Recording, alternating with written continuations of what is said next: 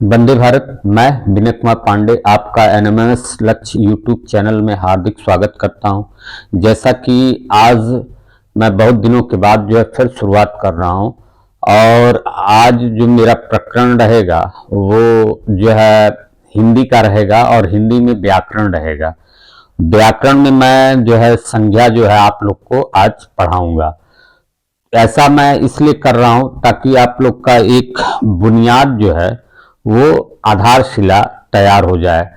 हिंदी का एक आधारशिला, एक अच्छा जो है बुनियाद आपको प्राप्त हो, इसी कामना के साथ मैं जो है आज से आपको हिंदी व्याकरण के कुछ चैप्टर पढ़ाऊंगा। सबसे जो पहला चैप्टर आता है इसमें हिंदी व्याकरण में वो संज्ञा आता है। यहाँ पे मैंने लिख दिया है संज्ञा। तो ये संज्ञा का जो शाब्दिक अर्थ है उसका जो अर्थ होता है, संज्ञा माने नाम होता है, यानी किसी चीज का नाम। ठीक है, ये तो शाब्दिक अर्थ हुआ, यानी संज्ञा माने नाम। इंग्लिश में इसको नाउन बोलते हैं। ठीक है, लेकिन ये संज्ञा आता कहां से है हिंदी व्याकरण में, पहले इस पे चर्चा हो जाए। हिंदी व्याकरण में ये संज्ञा जो है एक जो है आपका विकारी शब्द है। अब आप बोलेंगे विकारी शब्द क्या होता है जी। विकारी शब्द जैसे मान लीजिए जिसमें जो है हम लिंग वचन और कारक के आधार पर जिसके रूप में हम परिवर्तन कर सकें वो विकारी शब्द कहलाता है। यानी ये जो संज्ञा होता है वो एक विकारी शब्द है। संज्ञा एक विकारी शब्द है। और विकारी शब्द क्या होता है? विकारी शब्द वे शब्द कहलाते हैं जिनमें हम लिंग वचन कारक के आधार पर उसके रूप में परिवर्तन कर सकते हैं, यानी वो चेंजेबल होते हैं। ठीक है, तो लिंग वचन कारक के आधार पर इसमें हम चेंज कर सकते हैं। अब ये विकारी जो शब्द होते हैं हिंदी भाषा में, विकारी शब्द पहले लिख दीजिए इसको, विकारी सिर्फ नहीं, विकारी शब्द। ये जो विकारी शब्द होते हैं हिंदी भाषा में ये चार होते हैं। कौन कौन से? जो विकारी शब्द हिंदी भाषा में जो होते हैं वो चार होते हैं, और जो पहला है इसमें वो संज्ञा ही है। ठीक है, दूसरा जो है आपका वो आपका सर्वनाम है। ठीक, और जो तीसरा विकारी शब्द है आपका वो विशेषण है। और जो चौथा विकारी शब्द है वो क्रिया है। ठीक, इंग्लिश में इसको नाउन कहते हैं, इसको प्रोनाउन कहते हैं, इसको एडजेक्टिव बोलते हैं, इसको वर्ब बोलते हैं। इसी प्रकार से जिस प्रकार से विकारी शब्द होते हैं उसी प्रकार से अविकारी शब्द भी होते हैं जिन्हें हम अव्यय भी बोलते हैं। इनमें हम लिंग वचन कारक के आधार पर इनके रूप में परिवर्तन हम नहीं कर सकते हैं। ठीक है, देखिए उसको भी, अविकारी शब्द, अविकारी शब्द। ठीक है, इनमें जो है हम लिंग वचन कारक के आधार पर जो है परिवर्तन इसके रूप में नहीं कर सकते हैं। इन्हें हम जो है अव्यय भी कहते हैं। जैसे पहला जो होता है इसमें वो क्रिया विशेषण होता है। क्रिया विशेषण, ठीक है, इसको इंग्लिश में हम लोग एडवर्ब बोलते हैं। जो दूसरा होता है उसको संबंध बोधक या संबंधवाचक बोलते हैं। संबंध बोधक, संबंध बोधक या संबंधवाचक, इसको इंग्लिश में हम लोग प्रीपोजिशन बोलते हैं। फिर उसके बाद जो तीसरा होता है वो समुच्चय बोधक होता है। समुच्चय बोधक या समुच्चयवाचक, इसको हम लोग कंजंक्शन बोलते हैं। ठीक है, चौथा जो आपका होता है वो विस्मयादि बोधक होता है, विस्मयादि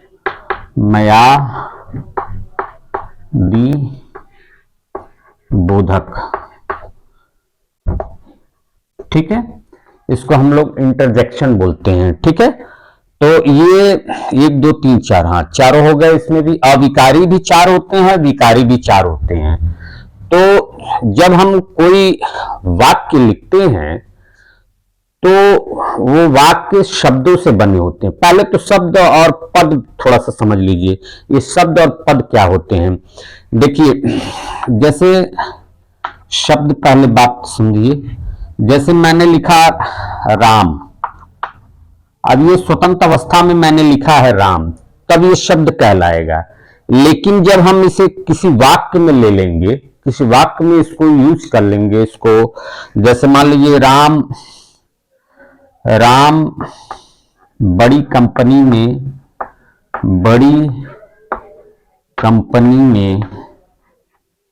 राम बड़ी कंपनी में काम करता है।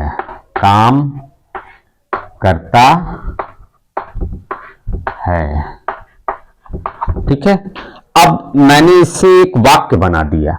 पहले सिर्फ मैंने राम एक स्वतंत्र अवस्था में एक शब्द ले रखा था, और जब वो स्वतंत्र अस्तित्व में था तो उसे हम शब्द बोलते हैं। लेकिन जब हम उसको वाक्य में ले लेते हैं तो वो पद बन जाता है। ठीक है, इसको वाक्य में हमने यूज कर लिया तो ये पद बन गया। अब पद एक व्याकरणिक शब्द है, यानी हम इसका एक व्याकरण रूप से परिचय देंगे, ये राम है क्या, समझ रहे हैं, उसको पद बोलते हैं। शब्द और पद में अंतर समझ में आ गया। अब इसका व्याकरणिक परिचय क्या है कि राम, ये राम जो शब्द है, राम बड़ी कंपनी में काम करता है, तो राम एक संज्ञा शब्द है। यहां ये व्याकरणिक परिचय है, यानी संज्ञा शब्द है, यानी संज्ञा का पद है।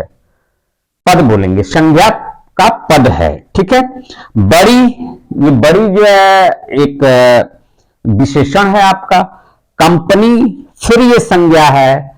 में ये आपका जो है संबंध बोधक जो है अविकारी शब्द है, संबंध बोधक।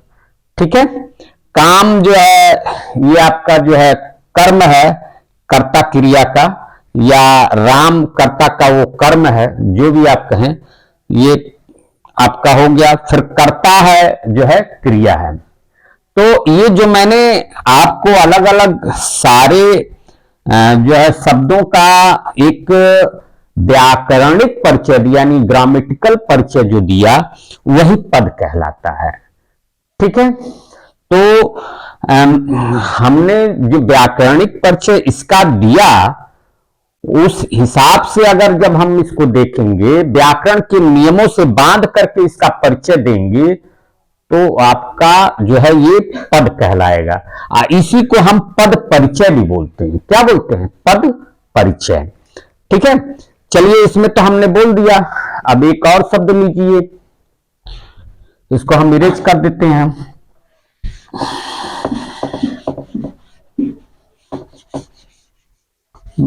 मान लीजिए एक शब्द हम ले लेते हैं,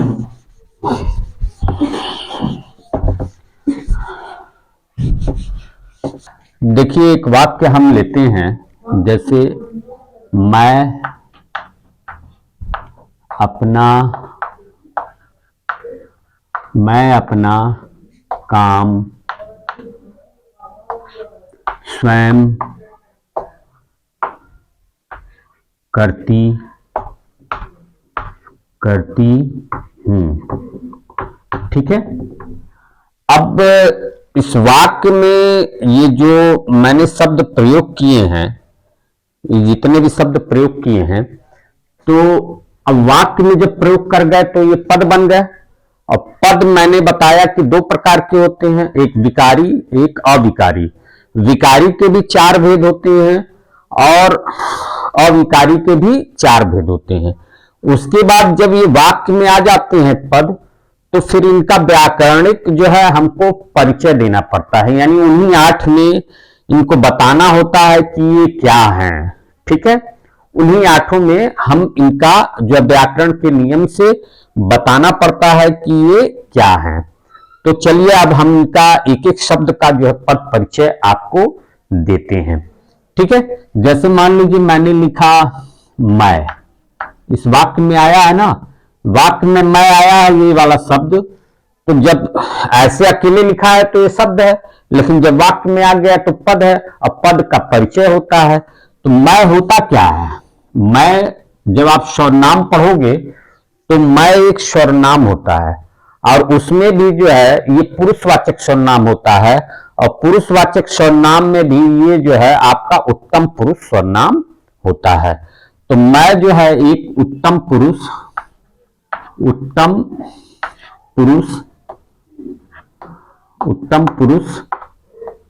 सर्वनाम है। ठीक है, उत्तम पुरुष सर्वनाम है। सिर्फ उत्तम पुरुष सर्वनाम, सिर्फ सर्वनाम जैसे मैं देखा और मैंने सिर्फ कह दिया उन आठों में कि ये सर्वनाम है, तो एक साधारण पद परिचय है। लेकिन जब मैं सर्वनाम के अंदर भी गया, उसके अंदर उसके भेदों में गया, तब ये उसका जो है वास्तविक परिचय हम दे रहे हैं। साधारण रूप से नहीं, पूरा एकदम जो है उसका जो विस्तार रूप से उसका परिचय हम दे रहे हैं। यानी मैं उत्तम पुरुष सर्वनाम है। ठीक है, उसके बाद ये सर्वनाम हो गया। फिर उसके बाद इसका लिंग जो है वो स्त्रीलिंग है। ठीक है, स्त्रीलिंग है। फिर इसका वचन जो है एक वचन है, एक वचन। फिर ये जो कारक में आप देखोगे तो कारक जो है ये कर्ता कारक है। ठीक है, कर्ता कारक। ठीक है, ये इस पद का, मैं पद का जो है ये एक व्याकरणिक परिचय हुआ विस्तार रूप से। इसी तरीके से परिचय हमें देना पड़ता है। इसी तरीके से दूसरा शब्द हम उठाते हैं अपना। तो ये अपना भी जो है एक सर्वनाम है, लेकिन सर्वनाम में ये निजवाचक सर्वनाम है। ठीक है, कौन सा सर्वनाम है? निजवाचक, निजवाचक सर्वनाम। ठीक है, उसके बाद जो पुल्लिंग है, ये इसका लिंग के आधार पर परिचय हो गया। ठीक है, उसके बाद अपना यानी एक वचन है।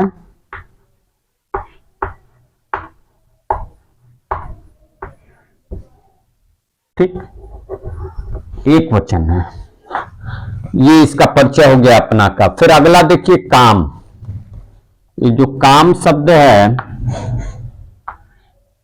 आप ये देखेंगे, ये जो आपका है ये तो पहले पुल्लिंग है, इसका लिंग जो है पुल्लिंग है। फिर उसके बाद एक वचन है, ये एक वचन है। फिर ये जो मैं कर्ता लगा हुआ है, इस मैं कर्ता का जो है ये कर्म है। ठीक है, साथ में ये जो करती हूं क्रिया है इसका भी ये कर्म है।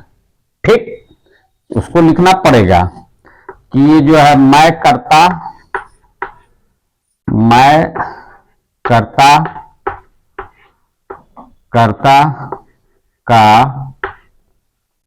मैं कर्ता का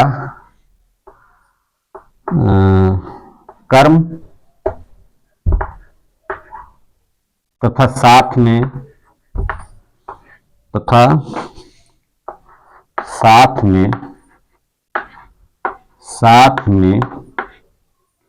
करती हूं क्रिया का, करती हूं क्रिया का, करती हूं क्रिया का, क्रिया का भी कर्म है।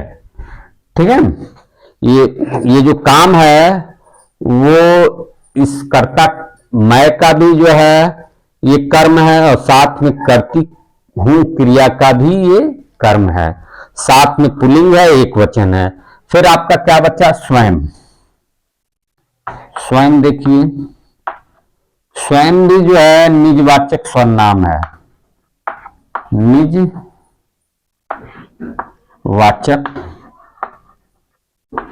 सर्वनाम।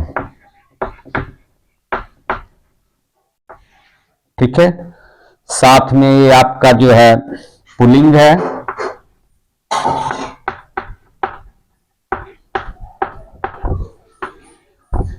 पुल्लिंग, एक वचन,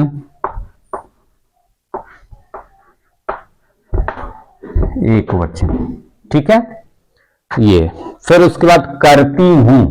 एक करती हूं जो है आपका क्रिया है, करती हूं, ये आपका क्या है? क्रिया। और क्रिया में इसके साथ ये जो काम जो है इसका कर्म है।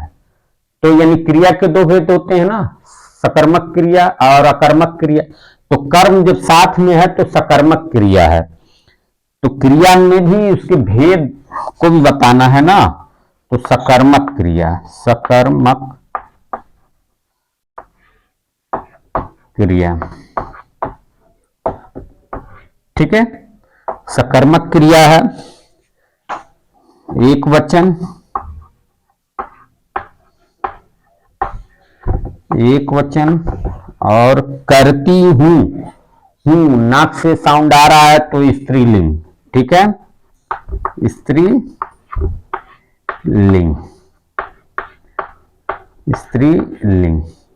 ठीक है, तो इस प्रकार से एक जो मैंने ये पूरा वाक्य लिखा, मैं अपना काम स्वयं करती हूं, इस पूरे वाक्य में जितने भी पद मैंने प्रयोग किए थे उनको मैंने व्याकरणिक दृष्टिकोण से, व्याकरणिक नियमों के आधार पर उनका एक परिचय दिया कि वो क्या है।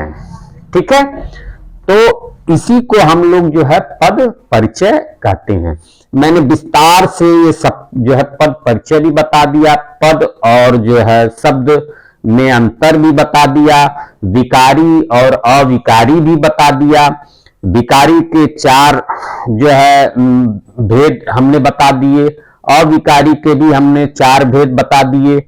ठीक है, तो जब ये सारी चीजें हो जाती हैं तब आप संज्ञा पढ़िए और तब आपको समझ में आएगा कि संज्ञा आता कहां से है व्याकरण में, इसका क्या उपयोग है। ठीक है, अब हम लोग संज्ञा पर आते हैं। चलिए अब हम लोग जो है संज्ञा की परिभाषा पढ़ेंगे। अब यहां से हम लोग का जो है संज्ञा जो है स्टार्ट हो रहा है एक तरीके से। चलिए, संज्ञा, संज्ञा कहते किसे हैं? परिभाषा, किसी व्यक्ति, किसी व्यक्ति, किसी व्यक्ति, स्थान,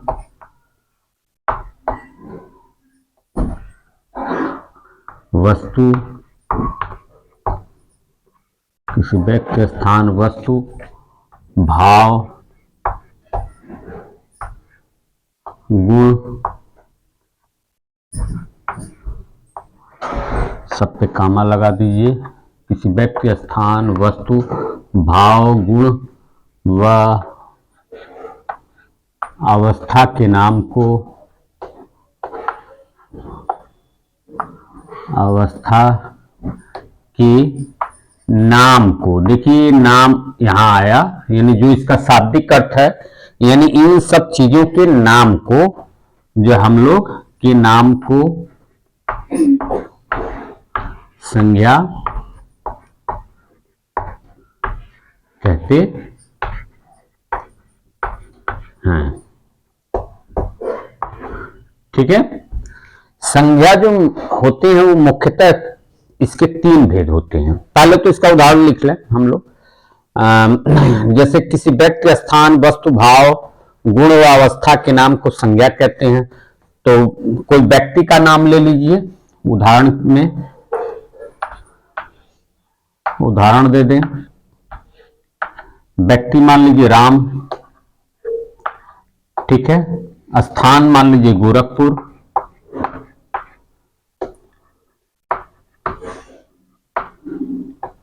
ठीक। किसी व्यक्ति, स्थान, वस्तु, वस्तु कुछ भी ले लीजिए, मेज। भाव, भाव आप जानते ही होंगे, जिसको हम फील कर सकते हैं, अनुभव कर सकते हैं, जो अमूर्त होता है, ठीक है। तो मान लीजिए कोई भी भाव, मानवता, दयालुता, मानवता, मानवता, गुण, गुण जैसे कुशलता का गुण, कुशलता, कुशलता, कुशलता गुण हो गया। वह अवस्था के नाम को संज्ञा कहते हैं। अवस्था मान लीजिए बचपना है, जवानी है, बचपन, बचपना या बचपन दोनों होता है संज्ञा, ठीक है। ये इसके उदाहरण हो गया। अब संज्ञा के भेद कितने होते हैं? तो संज्ञा के जो भेद होते हैं मुख्यतः 3 होते हैं। पहला व्यक्तिवाचक संज्ञा, दूसरा जातिवाचक संज्ञा, तीसरा भाववाचक संज्ञा। और ये जो 3 मुख्य होते हैं, इन्हीं 3 मुख्य में जो आपका जातिवाचक संज्ञा होता है, उसके अंतर्गत 2 संज्ञाएं और होती हैं। उन्हें हम जो है समूहवाचक या समुदायवाचक संज्ञा और द्रव्यवाचक संज्ञा कहते हैं। तो इस प्रकार से कुल मिला जुला करके संज्ञाएं सामान्यतः 5 प्रकार की होती हैं। मुख्यतः 3 होती हैं, सामान्यतः 5 होती हैं। तो मैं जो है उन 5 को लिख रहा हूं, वो आप देखिए। पहला है आपका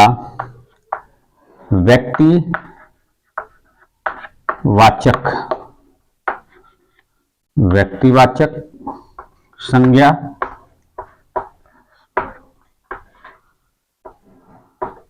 प्रॉपर नाउन। दूसरा जातिवाचक संज्ञा, कॉमन नाउन, जातिवाचक संज्ञा, ठीक है। ये आपका कॉमन नाउन हो गया। इंग्लिश में भी थोड़ा थोड़ा जानते रहिए, क्योंकि व्याकरण लगभग जो भी भाषा आप सीखेंगे तो इसी प्रकार से सीखेंगे, और इंग्लिश में भी जो है इसी प्रकार से सीखेंगे। तो अगर हिंदी में मालूम है, उसको समझ रहे हैं, उसका कॉन्सेप्ट लिए हुए हैं, तो उसको इंग्लिश में भी प्रयोग कर सकते हैं, ठीक है। चलिए, दूसरा है जातिवाचक संज्ञा, तीसरा है भाववाचक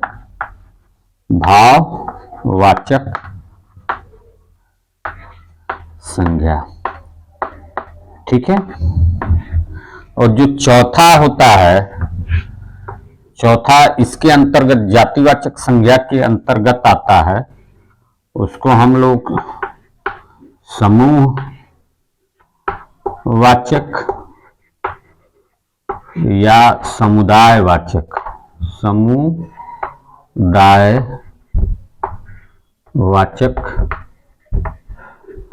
संज्ञा कहते हैं। और इसका एक भाग और है, वो 5वां है, वो है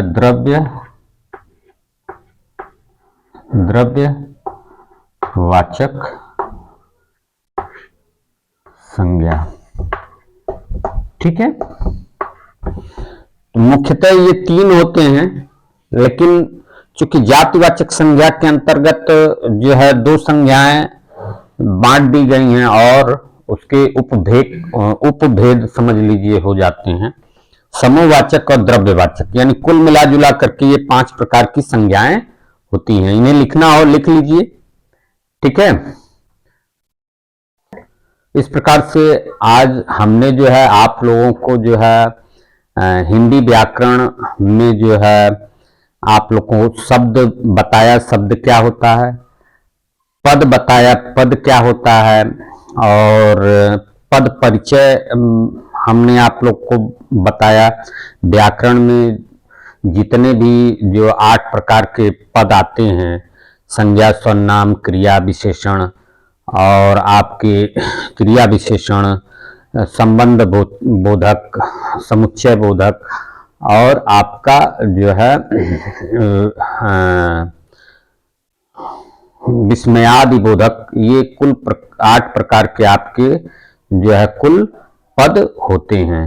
इसे इंग्लिश में हम पार्ट्स ऑफ स्पीच में भी जो है 8 प्रकार में देखते हैं। नाउन, प्रोनाउन, जो वर्ब, एडजेक्टिव जो है ये आपके 4 ये हो जाते हैं। फिर आपके जो है एडवर्ब, प्रीपोजिशन, इंटरजेक्शन, कंजक्शन जो है ये 4 हो जाते हैं। 8 उसमें भी आप पार्ट्स ऑफ स्पीच में पढ़ते हैं।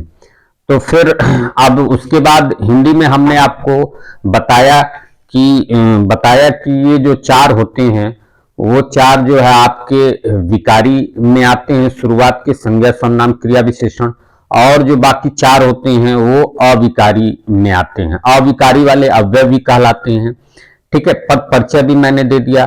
फिर उसके बाद मैंने पद परिचय 1-2 शब्दों, 2 वाक्य हमने लिखे, उनका पद परिचय भी आपको बताया।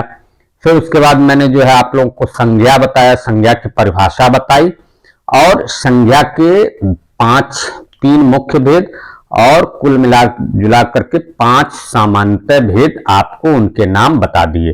बाकी इन भेदों में क्या है, इनकी परिभाषाएं क्या है, ये जो है मैं अब अगले वीडियो में लेकर के आऊंगा, क्योंकि वीडियो लंबा हो जा रहा है।